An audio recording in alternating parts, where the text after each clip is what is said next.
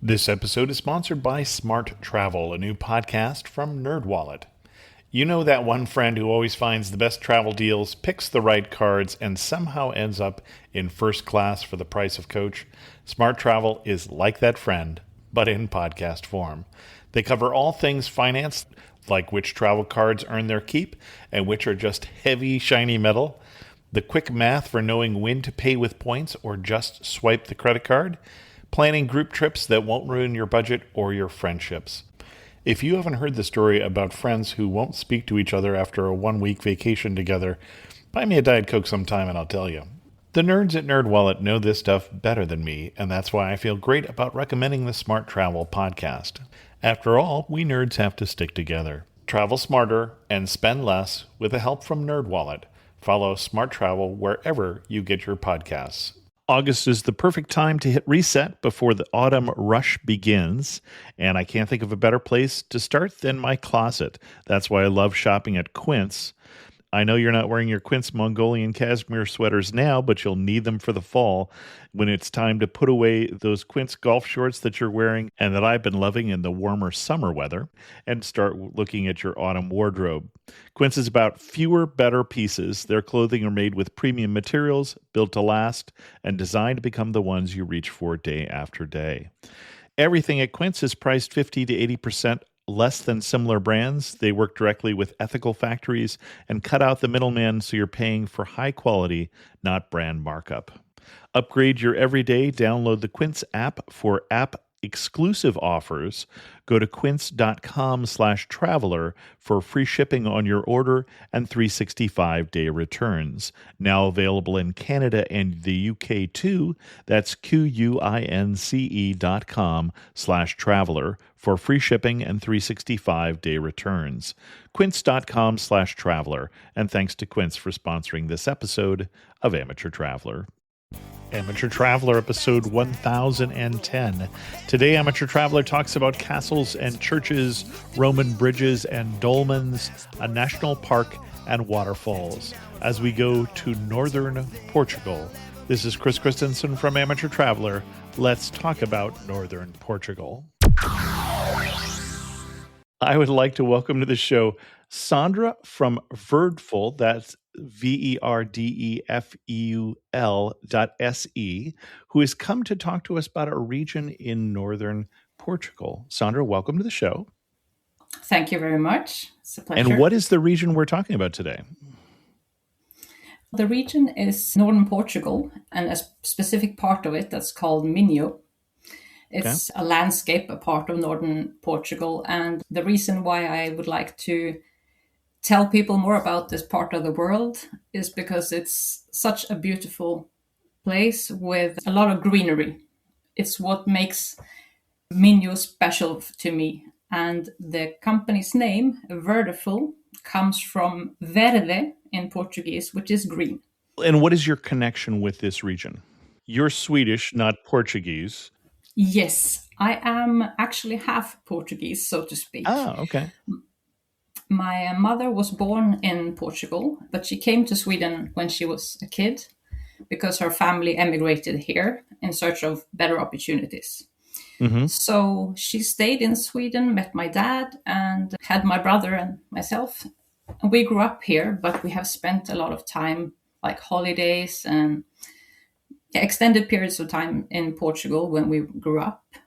And as an adult, I've done my best to maintain this connection to my heritage. So nowadays, it's my husband and I who spend our holidays in Minho.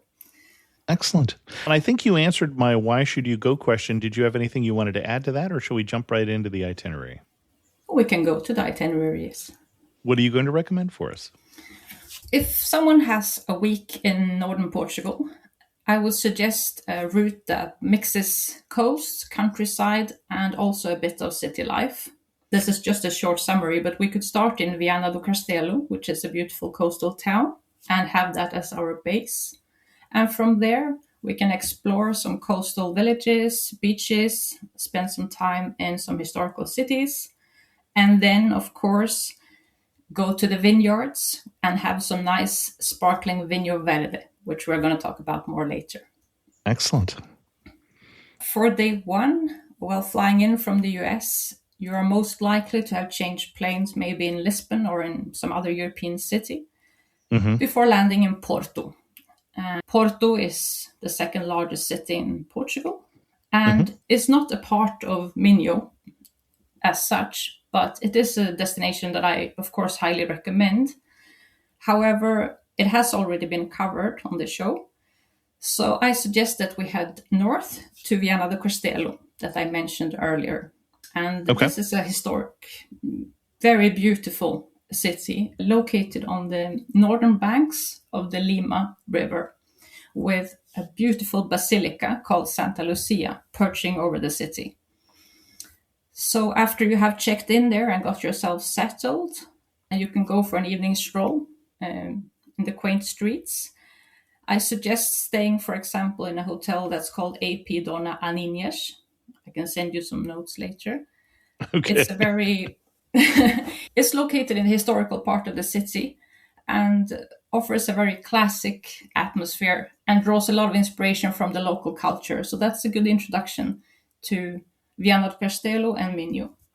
And after hopefully a good night's sleep, you can spend your first morning walking the streets of Viana and then stop for a coffee and a delicious bolo de Berlin.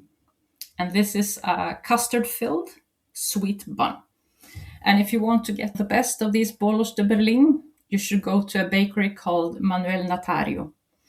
They are absolutely delicious here. Okay. And this city is renowned for handicraft, especially embroideries and something called filigree. I'm not sure if you're familiar with that. No, I don't know that I am. Filigree is a delicate form of jewelry where you use Okay. very thin threads of metal. It can be gold, it can be silver, and they twist and curl them and then wove them together so they look like lace. It's very beautiful. Okay. Okay. Yes, I suggest that you take a stroll through town and admire these beautiful pieces of jewelry in the shop windows. You will see them everywhere. It's beautiful. And it's very typical for this part of Portugal. And if you still have space for some lunch after your sweets, your bolo de Berlin, you should try one of many seafood restaurants. For example, there is one called Bota da Agua, and there is one called Tasquinha Bela Costeira. And as Viana do Castelo is located right on the coast, this is fresh produce. Very nice. So after this busy morning, maybe after lunch, you could go south about 15-20 minutes by car, and you will reach a couple of small seaside villages, Amorosa and Castelo de Neiva. So you are then just across the Lima River, and here you find some beautiful sandy beaches, a few cafes, restaurants, nice for ice cream or coffee. And if you go a bit further south, you can go to Esposende. That's a little bit bigger. That's a city and has plenty of amenities and a very long, I think it's 8 kilometers long, seaside promenade. Okay. So the attraction, the reason we're heading down to these villages is the beach and the seaside promenade, and this is beach day. Yes, I would say maybe not so much for swimming. It Okay. depends if you're brave. The water is a bit cold. But definitely just for strolling along the beach, I would say that maybe it's slightly similar to California in a sense that the water is cold, but it's a bit wild and it's just beautiful. The light is so pretty. So for day 3, I suggest a day trip to Braga. So today takes you about 50 minutes by car southeast to one of Portugal's oldest cities. It was founded by the Romans and it was previously called Bracara Augusta. So this is an interesting city because it is a mix of 2,000 years old historical sites, but as well a vibrant student atmosphere. It has a big and very famous university. And also, it's an important religious center. So it's often referred to as Portugal's spiritual capital or the Rome of Portugal, depending on who you ask. So if you're visiting in summer, we recommend starting the day at Bom Jesus. And this is an iconic sanctuary, which is UNESCO listed and known for its huge Baroque staircase and sweeping views over the city. I have climbed those stairs in Oh, you have? I don't know. My Portuguese is terrible. Yes, unfortunately, I've climbed them down rather than up because we're talking about stairs that go up and down the entire hillside. Yes, it's quite a climb. Yes, it is an impressive construction. And if you don't feel like walking the stairs, there is also water-driven funicular, and you can also go by car. So you can choose. Okay. This is a very important place for the Catholics in Portugal. And also for the pilgrims, for example, when they're on their way to Santiago de Compostela in Spain, they usually pass here and pay a visit. Okay. And this water-powered funicular that I mentioned is actually from 1882. And it looks like it too, but it is safe to ride, I can assure you that. But it's an experience, so you could take that up and walk down or the opposite.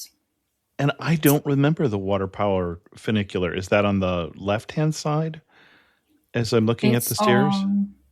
Yes, on the left-hand side, yes. It's yellow, I think. Okay.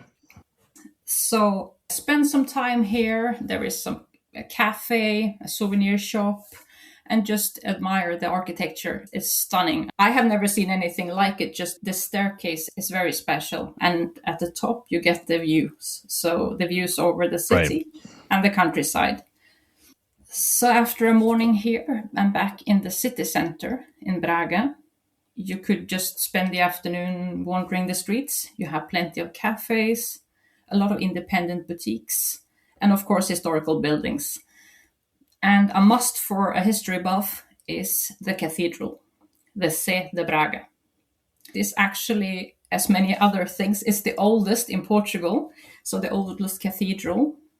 And also, it is where the parents of Portugal's first king are buried. And the first king was Afonso Henriques. I will mention him a bit later on as well. Okay. So this has been quite a full-packed day with a lot of activities. You might have done some shopping. You have been climbing some stairs. So at night, you can return to Viana do Castelo and end the day with dinner. And a restaurant that my family and I have visited many times over the past decades. It's a pizzeria. It's called Pizzeria Dolce Viana. And it's located just off the beautiful main square in Vienna. And they serve stone-baked pizzas cooked in an open, guest-facing oven. And my personal favorite and a recommendation is the pizza called Regina. It's very good. It's with cheese, smoked ham, and mushrooms. It's delicious. Regina, would that be queen? It would, yes. In Latin, I think. Yeah. It's very nice. And it's a place that, I don't know if it has been in the same family, but it's a genuine place where the locals go. It's a very good pizzeria. Yeah, so end the night there and get ready for a new day in northern Portugal. And day 4, I was thinking that after a couple of days of sightseeing and city life, maybe you could spend this 4th day among the vineyards and at some of the quintas. And a quinta in Portugal is like a farm. It doesn't necessarily have to be with cattle, but a farm of some kind. And just half an hour drive from Viana do Castelo to the east, you're entering the heart of the Vinho Verde region, which is the Lima Valley. And the Vinho Verde, so Vinho is wine and Verde is green. And this is a wine unique to this specific geographical area. It's a very small area, and it's a lightly sparkling, fresh, young wine. And it gets its specific characters from the salty Atlantic winds, the temperate climate, and the granitic soils. So it's the combination that gives it a very particular taste. It's very fresh, very light and nice in summer. So for the best possible experience, if you're visiting this region for the first time and you would like to try some Vinho Verde and get to know a bit more about it, I recommend that you visit some small family-owned vineyards where the owner often is your guide, telling you the family history, and of course, inviting you to sample some delicious chilled wine as well.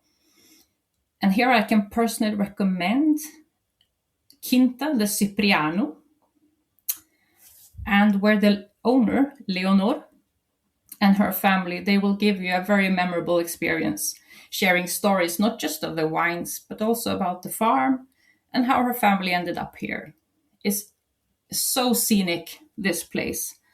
And it's a very good example of a family-run business that they are so passionate about what they do and very welcoming to all the guests. So I've only heard excellent things of Leonor and her family on this farm. So I would highly recommend it. Okay. And while you are in this area, I wouldn't miss spending half a day in Ponte de Lima. Ponte de Lima is, so to speak, one of the few cities in this wine region. It's a quaint and very picturesque town and is far away from the crowds and the souvenir shops, so you get the taste of the real Portugal here. I don't know if you've been there as well, Chris. I have not that I recall, at least. It's a great place for having dinner, for example, before you head back to your accommodation. And I have a couple of recommendations depending on what you're looking for. But there is one called Atulia. They have local produce and they have a menu that changes according to the season. So you always get the freshest produce. Their speciality is traditional Portuguese orange pudding. So this is like a creme caramel, but with citrus. So they are famous in the region for this. And another option, if you are more into fish and seafood, there is a restaurant called Asud, and they specialize in fresh fish and seafood from the river. So from the river Lima. And seafood, obviously, from the ocean. And they have a wine menu of over 300 varieties. So if you like wine, this is the place to go. Got it. You may have heard about Built as the loyalty program that lets you earn points on rent wherever you live. Well, they just leveled up even more. As of 2026, homeowners can also earn up to 1.25x points on their mortgage payments. This is thanks to Built's 3 new credit cards, the Palladium card, Obsidian card, and Blue card. All 3 turn your housing payments, rent or mortgage, into flexible rewards, so you can choose the card that fits your lifestyle without missing out on points and exclusive benefits.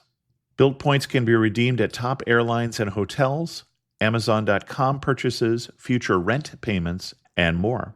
Built points have also been ranked by top publications as the industry's most valuable point currency. Your housing payment is already your biggest expense.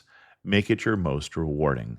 Find the card that fits your lifestyle and apply today at joinbuilt.com/traveler. That's joinbilt.com/traveler.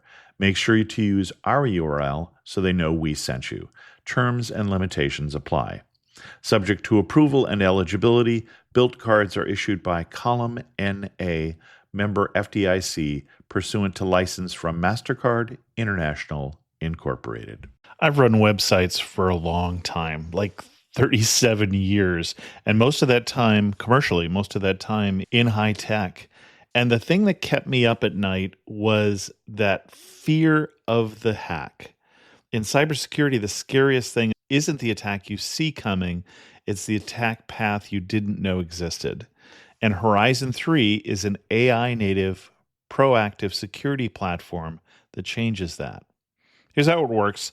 Horizon 3 Node 0 is an autonomous AI hacker that continuously attacks your own environment at machine speed, the same way a real attacker would, finding all the areas that are vulnerable.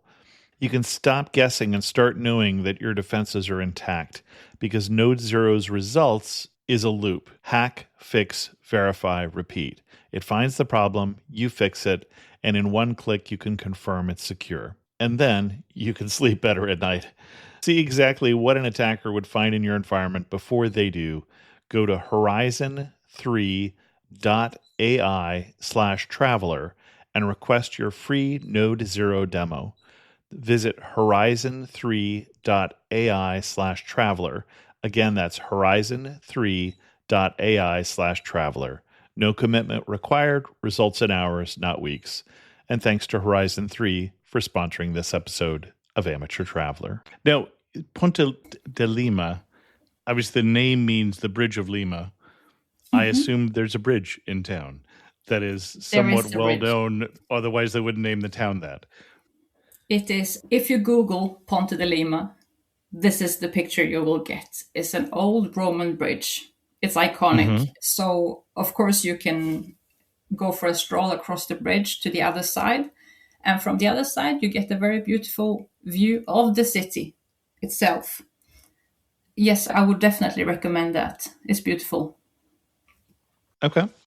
I think we will round that day off in Ponte de Lima with dinner and then head back for a good night's sleep. And day 5 is market day. Minho is a region that cherishes its traditions. And one of these is the weekly markets, which is, I think, a must, at least to visit one of the markets. They don't only offer fun and affordable shopping, but they are such a fun way of taking part in the Portuguese everyday life. So depending on which day you fancy this market day, there are various options. Me personally, I would recommend the market in Barcelos.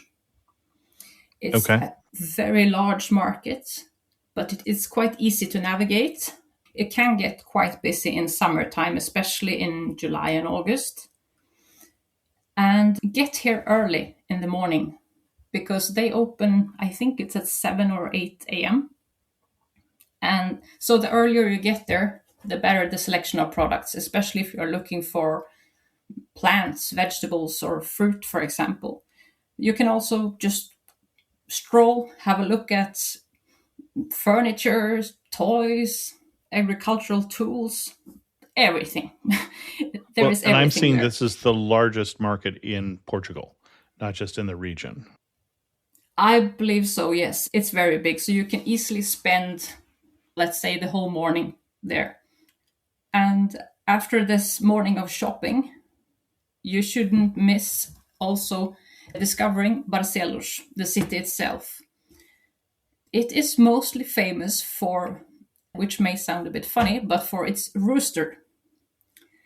And this is because, according to a local legend, there was a pilgrim once upon a time who was wrongly accused of a crime, but he was saved when a grilled rooster all of a sudden crowed, proving his innocence. A grilled rooster, a dead barbecue. And cooked rooster. Yeah. Okay. Which is an unusual thing, let's say. Yes. And since then, the rooster has become a symbol of good luck across Portugal and is a perfect souvenir. If you Google Barcelos, you will see this rooster. It's in ceramics, hand painted in different colors, often red, black, maybe some green. You can also get them in metal if you're traveling and you don't want it to break, for example. So I would recommend this. Buy yourself a little rooster. It's a fun souvenir. Okay. And then you can round off your day in Barcelos with a walk along the Cavado River. So this is another river a bit south of the Lima River.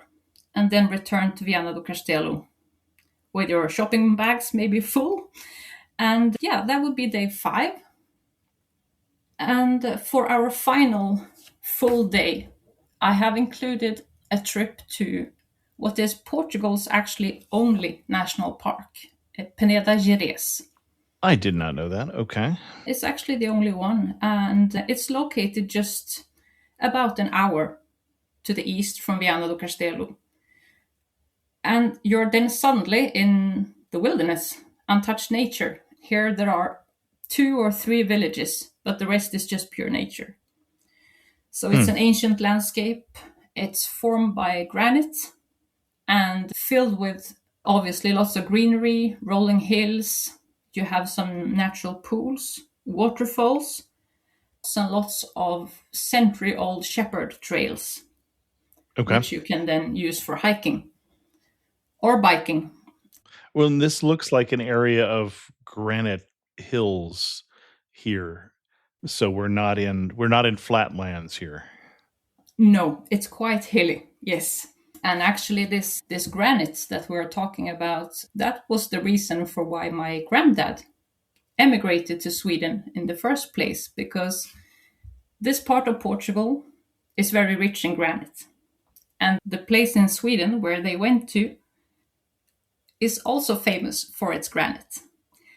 Okay. So he used to work as a stonemason, and then that's why he came to this particular place where we still live in Sweden many years later. Yes. Okay. Just a fun fact. And you mentioned different trails. Do you have a favorite trail in the national park or a favorite lookout or spot that we should pay attention to? I would say the best thing you can do, at least as a first-time visitor, is to contact a company that specializes in these hikes. You can do guided hikes or you can do them self-guided. And do you have a recommendation for such a company? Yes, you have one company called Descubra Minho. Okay, and you'll be sending me a link for that. I will. And then you have one that is called Portugal Green Walks. I can spell that. Okay. Yeah, easier. So they are very welcoming, lovely people, local people as well that run these companies, and they have a wide variety of trails to choose from. It can be a bit tricky if you're going to do it by yourself as a first-time visitor. So I would recommend one of these 2 companies. And do you have a favorite walk that you've done with either one of these? I haven't done a walk with them myself, but I did last summer.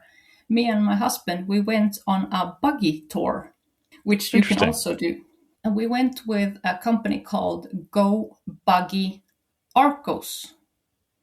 Okay. And it's a very small family-run company, but they offer guided buggy tours in the park. And this was amazing. We went there. Okay, when you say afternoon. buggy, you mean like a dune buggy sort of thing, not like a horse and buggy. No, not horse. I had the wrong mental image until I looked at the website. Okay. So you're doing off-roading basically in the park. Yes. And it's controlled, of course, so they only use dedicated trails for this. Yeah. But we had a guide, so he was in a vehicle in front of us, and me and my husband were in another vehicle behind. And he took us to a lot of different places in the park, just driving around. And then we ended, which was so beautiful, in the sunset on top of a hill in a place called Porta do Mésio. Okay. And it's Door a hilltop. of something. Door of something. Yeah, Mésio, I think, is just a name. Somebody's name. Okay. Yeah. So from there, we could see all the way north to Spain. We could see to the west, to the Atlantic Ocean, and towards Spain to the east. And you didn't have to hike to get there. No. So if you don't feel like hiking, you just attracted some people and other people want to do the hikes. It's for everyone. You're spoiled for choice here in the park. Okay. I'm going to send you a list of good suppliers so that you can list them in the show notes. Okay. What you shouldn't miss is also, there are 2 villages in the park that are quite famous. One is called Lindoso, and Lindoso has a very beautifully located medieval castle. But it also has Portugal's best preserved collection of something called espigueiros. And this is granaries, where they used to store the corn to keep it dry. Okay. They are very typical, not just for northern Portugal, but for Minho, actually. It's beautiful, and you should just go for a stroll here. There's not much to do in the village of Lindoso. It's tiny, but I would recommend seeing these granaries. It's actually very pretty. And then you have another small village called Soajo.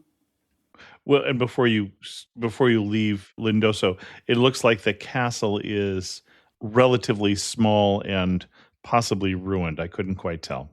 How should I say? I was there last summer, Hmm. and yeah, it's not in tip-top conditions. No, it's not, but it's still a castle, and you can wander through it. Don't get me And wrong. Ruined castles are also cool to me. mostly it's for the view, really. Yeah, Yeah. got it. So that's Lindoso, and then you have Soajo. And Soajo also has a collection of these granaries, not as many as Lindoso, but if you fancy going there instead or going to both places, it's up to you. It's a village with these old, charming stone houses. It's like time has been standing still for 200 years. So it's a bit unique in that sense that you really step back in time. What I would also highlight is the opportunity to book a guided jeep tour. Okay. Because if you don't want to cycle or hike or rent a buggy, because that is for the adventurous traveler, a jeep ride is a perfect option. You have a driver, he or she takes you around in the park. It can be a couple of hours, half a day, a full day with lunch included. This is a company called Centro Aventura. They have these jeep rides. And a tip there is to do an afternoon tour, just because then you will be able to enjoy the sunset from one of the hilltops. Got it. That Okay. is really the best way of doing it, in my opinion. Centro Aventura Adventure Center. Okay, got it. Mm-hmm. Yeah. I understand those words. Yeah. Well, it looks like they also do e-bike tours, high ropes, kayak tours. So there's a number of different things that you can get through that same company. Yes, that's Okay, correct. And got it. they are located in Ponte de Lima, which we were talking about earlier. Yeah. A very nice people there. I've rented bikes with them before and also done some stand-up paddling. Yeah, very friendly and helpful. Okay. The other thing that you didn't mention that I'm seeing in the national park is dolmens. Yes. I'm not so very good at that part of the history, but yes, Okay. you have a lot So of... these are ancient burial sites done with standing stones, with very large stones perched on each other that would go back to a very early days, I would guess. I just from looking at them, I'm guessing they're at least 4,000 years old. I was even underestimating. They go back from Really? 6,000 to 3,000 BC. So they're 8 to 5 millennia ago. Very interesting. Yeah, the park is not only for if you're interested in nature, but also bird watching, history, and local culture. So it's a great day out. Very cool. It reminds me somewhat of the Sierras here in California because of the granite, the rather spectacular rock surfaces and such. Yeah, it's beautiful. Cool. And I think you've wound down your itinerary at this point. Yes, this would have been the last full day. So the last Okay. day is time to leave and have your last cup of very strong Portuguese coffee before getting ready to travel back home. Yeah, you can't miss the Portuguese coffee. It's very good. And that just reminds me. So we've got some extra time here. So I want to go into a little more detail on a couple of things that I wasn't sure we had time for earlier on. In terms of, you mentioned the coffee and the seafood, are there other particular dishes we should try in this region of Portugal? Yes, I would definitely try grilled sardines. People keep saying that to me about Portugal, but I'm not sold. I love them. My husband doesn't. Okay. So yeah, it's for some.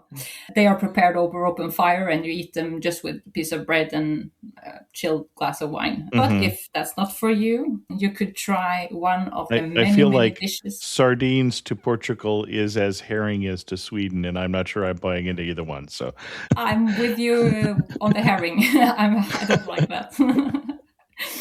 Yeah, but have you tried the bacalhau, the salted cod? I don't remember whether I've tried the salted cod or not. I've certainly heard of it. Yeah. Yeah, that is very typical for Portugal. And in fact, the Portuguese, they claim that there are no less than 365 different recipes. So you can eat bacalhau every There you day, go. each day. When we were kids, summer meant freedom. No homework, no teachers, no school. And as adults, summer means freedom thanks to Mint Mobile's summer sale. Right now, all of Mint Mobile's plans are $15 per month, even unlimited. So free yourself from big wireless and their gimmicks and gotchas and switch to Mint for high-speed data and coverage on the T-Mobile 5G network. I told you that long before Mint Mobile became a sponsor, I was looking at Mint Mobile to save money on my wireless plan because why spend more? All plans come with high-speed data and unlimited talk and text delivered on the nation's largest 5G network. To get your new plan for just $15 a month, go to mintmobile.com/traveler. That's mintmobile.com/traveler. Cut your wireless bill to $15 a month at mintmobile.com/traveler. That's it. There's no catch. Upfront payment of $45 for 3 months, $90 for 6 months, or $180 for 12 months plan required. $15 per month equivalent. Taxes and fees extra. Initial plan term only. Greater than 50 gigabytes. May slow when network is busy. Includes up to 20 gigabyte hotspot. Capable devices required. Availability, speed, and coverage varies. See mintmobile.com. We have a number of sponsors on Amateur Traveler, and I'm grateful for all of them. But my wife is excited that Boll and Branch has come back as a sponsor. If you're not familiar with Boll and Branch, they have high-quality organic cotton sheets, pillows, blankets, and comforters that are all designed to be breathable, incredibly soft, and get better over time. We have Boll and Branch on our bed right now. They asked me to talk about a time in my life when sleep stops being optional, and sleep has never been optional. Even in college, I tried to get a good night's sleep, and sleep is important to me. Doing this podcast on top of a full-time job for 19 years, I did not skimp on my sleep. Sleep is very important, and what you put on your bed can affect your sleep. Consider their signature organic cotton sheets, their plush pillows, their breathable blankets, and their temperature-regulating comforters. Upgrade your sleep with Boll and Branch. Get 15% off your first order plus free shipping at bollandbranch.com/ATChris with code ATChris. That's Boll and Branch, BOLLAND, branch.com/ATChris. Code ATChris to unlock 15% off. Exclusions apply. And thanks to Boll and Branch for sponsoring this episode of Amateur Traveler. Yeah, and other recommendations that are very typical for Minho. Sardines and bacalhau you can find all over Portugal, but it's a rice dish called arroz de sarabulho. Okay. It's rice in a spiced broth. You also have arroz de marisco, and that is a seafood with rice. Seafood, sure. And if you're more into meat, I would recommend a dish called rojões à moda do Minho, and that is pork cooked in garlic and wine and served with potatoes and some vegetables. It's hearty, very traditional. It sounds lovely. Sounds better to me than the sardines, but excellent. And lastly, you can't miss the bakeries. Minho is a heaven for everyone with a sweet tooth. You have so much to choose from.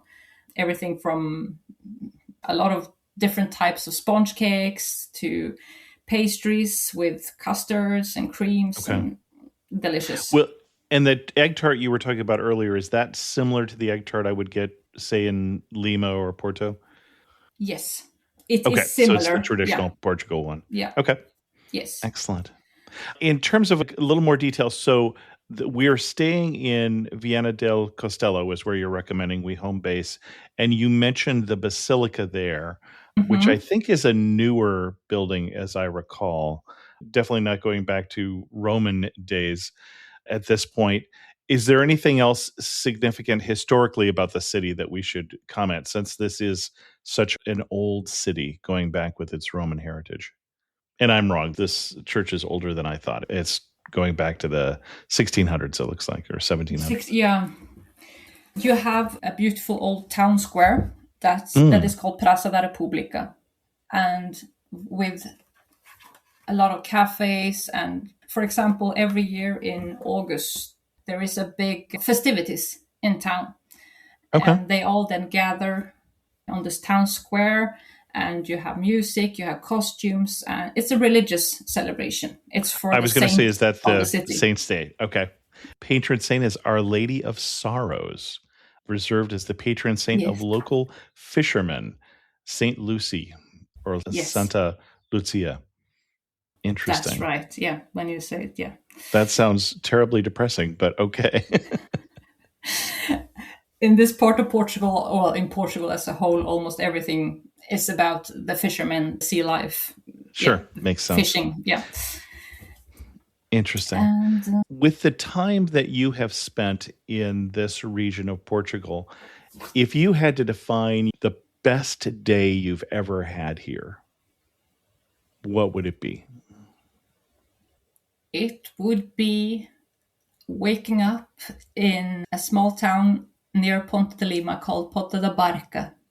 Port of the Boats? Boats, yeah. It's on a river as well.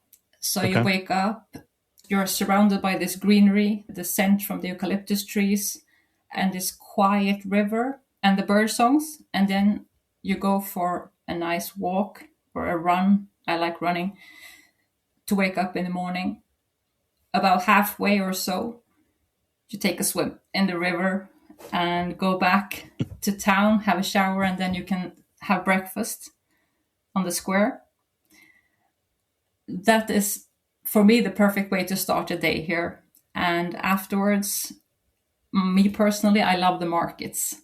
So every second Monday, there is a very big market in Ponte de Lima, which I can also recommend. It is a bit different from the one in Barcelos, but the selection of products you can buy is very large. And of course, you have this beautiful setting with the Roman bridge that we were talking about earlier. So I would probably spend my day there and just wander around the market and in Ponte de Lima. That would be a perfect day. And was Ponte de Barca, was that the family home? No, actually, the family home was on the coast, about 20 minutes south of Viana do Castelo, in a tiny village. So that is where we still have my mother's family home. Yes. Got it. And I noticed that town again, another colorful historic town. But the bridge there is new. It only goes back to the 14th century. Quite modern. Quite modern, yeah. It's very different. But I couldn't tell by looking at it when it was from. But again, another long arched bridge that goes across the river there. I'd ask you the same question, but how about when you visited as a child? What was your most significant memory, other than your relatives in this part of Portugal? I'd say that as a child, I loved going to the beach. You have some beautiful beaches, but as I said earlier, the water can be a bit cold. But as a child, you don't really mind long sandy beaches. And we used to spend all day there, just packing lunch and everything and going with the whole family and the cousins. And yeah, that was very lovely. And did you have a favorite beach in the region? Yes, I would say actually, if I would recommend one, it would happen to be my favorite as well, but it's the one in Esposende. So it's a city that we mentioned earlier. They have, it's a long sandy stretch of beach. You have some cafes. It's for locals, but it's very calm and welcoming. Okay. And great for swimming. So even if you have small kids, they can swim there. And one thing that's going to surprise me when I go to this part of Portugal. Not for me personally then, but the cold water would surprise some, I suppose. Well, it's Atlantic coast, so yeah. Yes. It's not Mediterranean. No. And apart from that, I would say maybe how, in many senses, it's a very modern society. Sure. But also, all of a sudden, you can turn a corner and feel like you are in the 1920s. So Okay. it's this Like this what sort of mix. thing makes you feel like you're in the 1920s? I thought you were going to say 1500s, so curious with the 1920s. For example, you can be walking through a small village Yeah. and you meet a farmer, and he comes there with his bulls and a cart on his way home Okay. from the fields. And then you sit down at a cafe and they offer the menu through a QR code. So there you have the two Okay. opposites, modern and old, for example. Best time of year to come. Best time of year, yes. Really, you can go all year round, but I would prefer shoulder seasons and maybe not August. Not because of the heat, because it doesn't get I horribly was hot here. thinking it would be temperate because you're right there on the water. Okay. Yes, the temperature, it's nice in summer, but it's not too hot. But it's because, I'm sure you mentioned it before in other episodes, but in Southern Europe, everyone has their Yes. summer holidays Yes. notes. Exactly. So it's crowded. And Yes. what happens in Portugal is that not only my family, but thousands and tens of thousands of people emigrated to France, Sweden, Switzerland. And in August, they take their 4 weeks off or 5 weeks off, depending, and bring their family and stay the whole month of August with their relatives in Portugal. So it's really crowded. So that's one piece of advice I would give. Anything else we should know before we get to our wrap-up questions? Maybe it could be good to know that in Portugal, they don't have siesta in the same way as in Spain, but the restaurants, they are open for lunch and then for dinner, and they close in between. So if you get hungry outside the lunch and the dinner times, you could stop by at a cafe or a snack bar. They usually serve light meals, so you can always get a sandwich or toast or something like that. But the restaurants, they close between 2 p.m. and 7 p.m. And speaking of food, a very good thing to know is that the portion sizes are huge. So normally in Portugal, you can, at least in the north, when it says one plate of something, it's enough for two. Okay. Yeah. So That's if you order what I'm two used plates, to here. So, yeah, you will have plenty of food. And lastly, I would just say be mindful of the traffic, not because of bad infrastructure, because the infrastructure is quite good, especially the highways. But on the small country roads, you may encounter some speeders and some risky overtakings. So just stay alert and keep a safe distance, and you'll be fine. Okay. Excellent. As we get to our wrap-up questions, you're standing in the prettiest spot in this whole region. Where are you standing and what are you looking at? I have to say that I would be standing at the top of the mountain of Santa Lucia, at the Basilica of Santa Lucia in Viana do Castelo. I was going to bet money that was going to be your answer. Okay. Yeah. In the early evening, with this magical light overlooking the coastline, you can see from miles and miles to the south. And then turning to the left, you have this green, lush landscape with the vineyards. And you can see all the way to Spain. And to the west, you have the open Atlantic Ocean. For me, that's the perfect location for an amazing sunset. And it's a place that I return to over and over again. Excellent. One thing that makes you laugh and say only in this region of Portugal. Not long ago, we were driving in the Peneda Gerês National Park. We were on our way to one of these natural swimming pools that I mentioned. And the sat-nav gave its instructions, and we followed until the road suddenly narrowed into a small lane. And then it became so small that it didn't even fit the car. And apparently it was considered a road just from a time before the cars. So it was perfectly suited for horses and carts, but not for cars. So nothing to do but reverse and leave the car behind. And this can happen, and it hasn't only happened once. Yeah. It makes you laugh afterwards. In the moment, maybe not so much. Yeah. Excellent. And if you had to summarize the region in just 3 words, what 3 words would you pick? Portugal's green heart. Excellent. Our guest again has been Sandra from Verdeful.se, and I'll link to that in the show notes. But Sandra, if we're going to send people to your best post on your website of this region, where are we going to send them?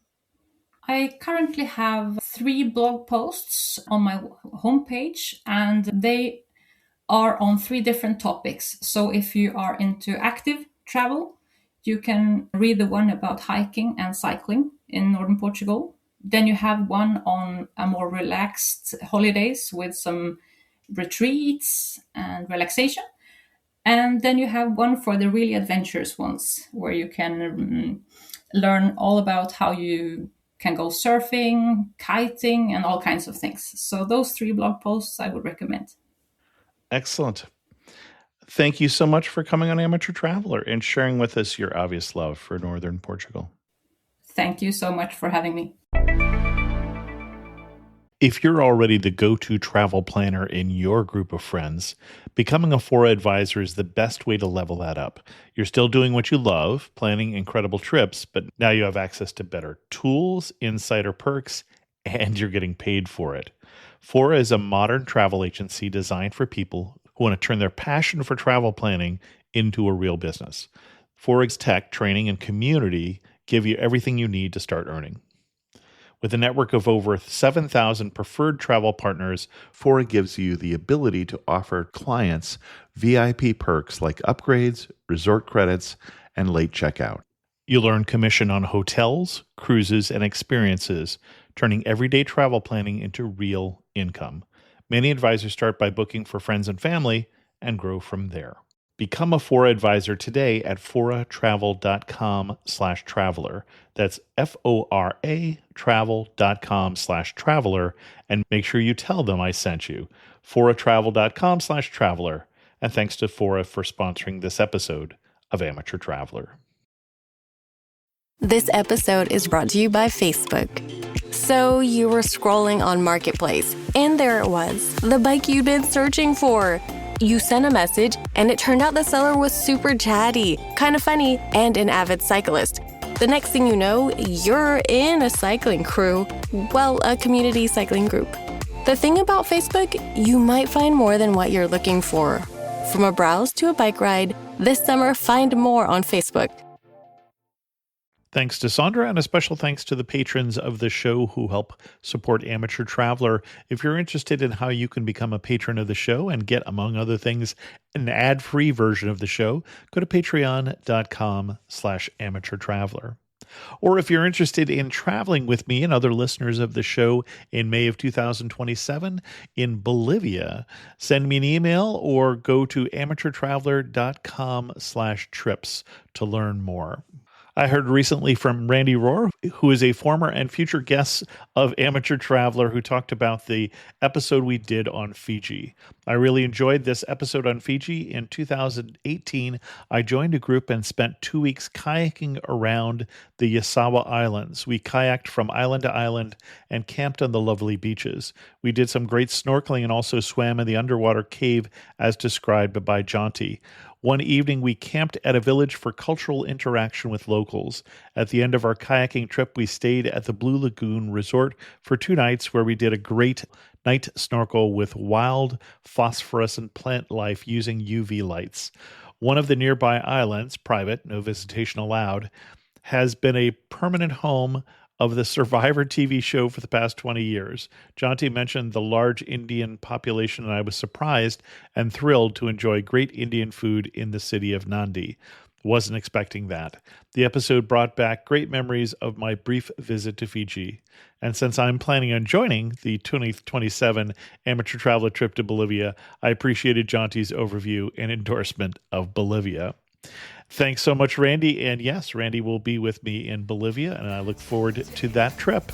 And with that, we're going to end this episode of Amateur Traveler. If you have any questions, send an email to chris2x@gmail.com, or better yet, leave a comment on this episode at amateurtraveler.com. And as always, thanks so much for listening.